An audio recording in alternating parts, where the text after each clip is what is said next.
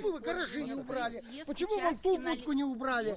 Почему за гаражом не проехали, а вам надо акт вандализма совершить? Вокруг елок в деревне Степановка недружный хоровод, а жаркие споры. В четверг эта аллея была перекопана, а деревья вырваны с корнями. Специально свои односельчане совершили и хулиганство, и акт вандализма. Вот это раз, два, три, четыре, убрать все.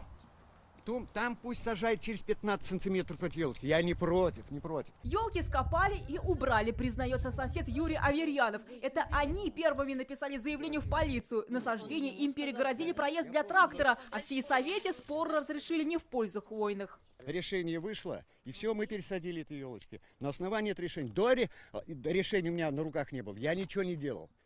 Потому что я говорю же, я законопослушный гражданин. У соседа опять же свое мнение, ведь елки, говорит, сажал, чтобы облагородить родное село, чтобы отстоять хвойные, которые он сам выращивает. Валерий теперь перекопал закон о муниципальной собственности и нашел нужные для себя аргументы. Там нигде не написано, чтобы жители, живущие на одной улице, могли проезжать через другую улицу, и для этого им надо держать проход. Очистить территорию, убрать доски и сделать с этой стороны заезд для техники. Такое предложение было от инициатора аллеи. Но соседи снова не сошлись во мнении. И крайними опять же остались елочки. Сделали в одном месте, а не ворота. А почему они должны здесь сделать? Потому что Валерий Ювенарьевич, он, как сказал, до самого конца буду делать эту аллею, а там же тоже въезд в огород. Глава сельского поселения ссылается на закон о территории общего пользования. Инициатор аллеи на сходе граждан посадку хвойных не обсуждал. Приезжал в село и инспектор Минэкологии.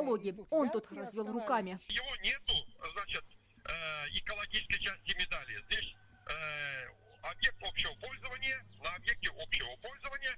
Значит, глава сельского поселения, вот я ему путь указал. Вы за кого? Ой, ну не... И пока одни соседи стараются не запутаться в хвойном конфликте, другие, хоть и с трудом, выбирают определенную сторону. Наверное, их можно было посадить, чтобы он проезд не загораживал. Зачем так делать людям-то? Кто же в итоге навредил, должно решить руководство Буинского района. Глава поселения и Валерий планируют уже к ним обратиться за ответом. Пока же инициатор аллеи пытается восстановить елки, но простоят ли они до зимы, никто так и не решил. Альбина Минибаева, Рамзиль Гарипов, ТНВ, Буинский район.